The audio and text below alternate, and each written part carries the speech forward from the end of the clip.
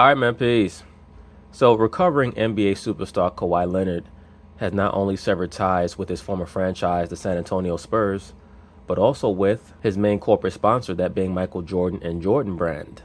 And I think that it's a good move for Kawhi Leonard because I think that in life, you have to know who you are. And once you know who you are, you know who you should associate with. It's very obvious that Jordan Brand does not fully understand how to market Kawhi Leonard because they're accustomed to dealing with athletes that have personalities somewhere along the lines of a Michael Jordan, someone who can be effervescent and charismatic, captivate people with their personality. Well, as we all know, Kawhi Leonard does not have that personality. So that's where you have to have a very creative advertising staff to play off of what Kawhi Leonard does or doesn't do. So, of course, they're going to talk about it, and I'm going to chime in. And Nick is way more cool. He wrote a piece on ESPN.com on upcoming sneaker free agents. I was so excited all week you were coming here because I'm fascinated by this story. Kawhi Leonard, who is an NBA free agent, of course, next summer if he opts out, which he can opt out, will also be a sneaker free agent later this year because he turned down a 4-year, $22 million deal from Jordan Brand.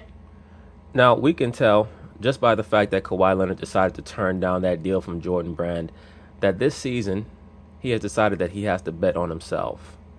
So expect the Toronto Raptors, barring major injury to Kawhi Leonard, to be a major factor, not just in the Eastern Conference, but in the NBA. Because I expect Kawhi Leonard to be playing like an absolute demon out there on the court, both on offense and defense, to prove that he still has what it takes to be considered a top flight player in the league. And when I say top flight, I mean top 2 or 3 player in the NBA. And in March, you reported he will leave the company in October. What is going on here?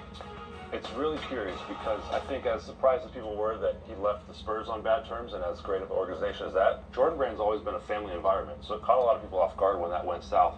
For Kawhi to turn down that amount of money, it's a top 15 shoe deal offer for $5.5, per year, for $5.5 million a year. That's very true. That's a top 15 offer for a top 3 player. So of course Kawhi Leonard's uncle is telling Kawhi, and maybe Kawhi is also thinking this himself, I'm grossly underpaid in proportion to my skill set and what I can do on the basketball floor. Now, of course, many naysayers will say, well, Kawhi Leonard, you don't know how to sell sneakers. Well, it's not really Kawhi Leonard's job to come up with a marketing campaign to sell sneakers. At the end of the day, one of the main reasons why Michael Jordan became so successful in selling sneakers was not only his exemplary performances on the basketball floor, as well as his great charisma, but also because Nike came up with an unbelievable marketing campaign involving that little Kabbalah witch, Spike Lee, in tandem with one of their main assets, Michael Jordan. And it was able to touch home with many people. They have to come up with a great marketing campaign for a Kawhi Leonard. I almost liken it unto any other form of entertainment or entertainer. Every actor is not going to be outgoing like a Will Smith. You have certain great actors who are able to put on captivating performances on screen, but if you meet them in real life, they're very withdrawn and reticent to open up to people or have any type of open conversations because their real personality is that they're introverted. You have to play off of that with a Kawhi Leonard. You have to come up with a campaign that will play off of the notion that Kawhi Leonard is someone who does not speak to people much. Maybe you could have him play a secret agent. Maybe you could have him play some type of a superhero who never speaks to the people that he saves. Things like that. It just takes a little creativity. It takes a little imagination. Here. And so he's wanting a signature shoe. He wants more money. His last tweet was 4 years ago. He doesn't have Instagram, and he's not known for his off-court personality. So there's a lot of dynamics that make it really hard for him to get a shoe deal. Also, Kawhi Leonard is pretty much being demonized for being an old-school type of man. A person who pretty much just speaks to the people that he's close with and is not interested in creating a cult of personality. Right now, in the NBA, and really in all sports, not only are you expected to be a great performer on the court or on the field, but you're also expected to be a great salesman. And Kawhi Leonard did not come off to me as a great salesman. Larry Bird was somebody who did not like to talk to people much. He didn't let many people in. There have been many great basketball players, great performers overall, not just in the sports world, but in the entertainment industry, who were not particularly outgoing. If you're someone who decides that you're going to become an associate of Kawhi Leonard's or corporate partner, you already have to have it in your mind on how you're going to utilize certain tactics to make sure that you can optimize the product that you're trying to sell with him. Shoe deal offers are never about just how great of a player you are on the court. A guy like Nick Young is activated all the time and sometimes doesn't play. I think it's actually what you said was understated. He never talks. At all. Like, how does a guy... So that means that you can play off that. As a matter of fact, it's even better that he never talks. Because if he was someone who was just a little bit quiet, like a Klay Thompson, then it would be very difficult to develop a marketing campaign based off of that. But the fact that he never talks, now you really could develop a marketing campaign based off of that. Where once again, you could have him be some type of spy or sleuth or investigative agent or superhero who never speaks, but he's always there when you need him. You just have to have some imagination. And to me, the breakdown between Kawhi Leonard and Jordan Brand, it more reveals the cookie cutter mentality of the corporate world than any deficiencies, in my view, in Kawhi Leonard's character or personality. Sometimes you have to be able to adjust to those around you. You have to be a little bit malleable, bendable. You can't always be so rigid when you're working with different personality types. And oftentimes I have these conversations with people that I know who are still in the corporate world, who like to complain about their managers or their directors because their managers or their directors are not always as pleasant to them as such and such person feels like they could be or should be. And it's always based on the manager being uncomfortable with the personality of the person that they're presiding over. Because many of these managers and directors in the corporate world are not instructed on how to deal with various personality types. Everybody's not meant to be outgoing and transparent.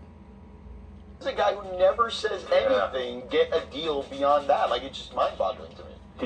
When you look at marketing, he's probably most known for the local grocery store ads in San Antonio. He did the karate chop thing, right? That one video. So That's Jordan, like the most personality I've seen. Jordan did activate. Well, how about his wife? I'm sure that his wife sees a lot of personality. That's all that matters. Activate him last fall in the Like Mike campaign, and that didn't really seem to move the needle or get much attention. So I think they're in a tough spot. And when you look at the trade with DeMar, it's a great... Right, but that's part of the problem. You're talking about the Like Mike campaign. Everybody can't be like Michael.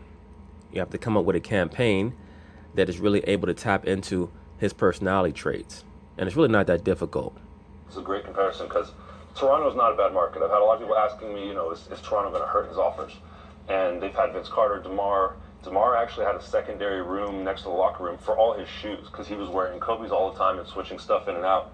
Kawhi likes to wear black and gray, very subtle shoes. So I think he's going to have to really make himself more excitable here. Which product did he move, actually? Kawhi hasn't had a signature shoe. They had an Air Jordan 1 that launched last month as part of a playoff pack, and it's been pretty minimal. So I don't think there's a lot there to justify paying him in the 10 range. Okay. Yeah, what are things? I mean, how about making him a secret agent known as the Claw, where he's able to track people down and you can create some type of shtick around it? I just think that there's obviously some type of deficiency at the Jordan Brand offices in regards to their imagination. One of the things I find interesting, and that Damian Lillard sort of brought this to light, is we used to be told that you needed to be in the big market to get these deals. And I'm just wondering, where is the shoe business with regard to market size? Does it matter anymore? So Dame is a great case, a guy that transcends his market. I actually looked this up last season. Dame posted Adidas-related stuff on his Instagram over 50 times throughout the season. And Kawhi doesn't have Instagram at all and has no interest in that. Because he's an old school man. That's really what the problem is. Kawhi is not a lot of these metrosexual, effeminized dudes who have to live for the public so that they can appeal to women. And that's really what the issue is with many modern day males, is that they live their life according to this credo of happy wife, happy life, and we have to make sure that we kowtow to the feminine principle and things of that nature. Kawhi still has a lot of that old school personality. He's not going to walk around with blouses like James Harden or with some super tight skinny jeans like a Russell Westbrook or holding a man purse like LeBron James. And supposedly that means that he has no quote-unquote personality. I just think that the people that he has aligned himself with do not have enough imagination. And if he did, at this point, I think a lot of brands are wondering, is it going to come off contrived and forced? Because it's never... That's exactly what it's going to come off as Kawhi Leonard being fake. And that's exactly what you guys will claim on national television, that he's being phony. That's why it's up to the corporate sponsors that he decides to align himself with to have enough imagination, to go for the gusto, to see things out there on the horizon as opposed to having everything be so easy for you. Everything is not supposed to be easy in regards to being able to sell a product or use someone who has great talent like a Kawhi Leonard to sell a product. Sometimes you have to guide him along and help him be comfortable.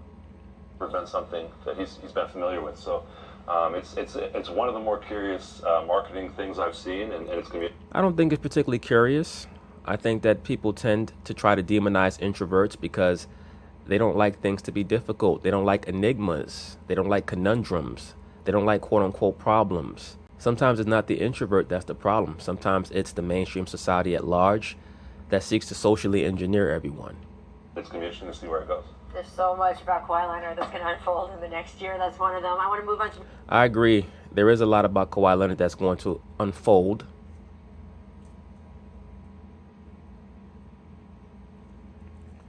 There is a lot about Kawhi Leonard that's going to unfold in this up-and-coming season, so we'll see what happens.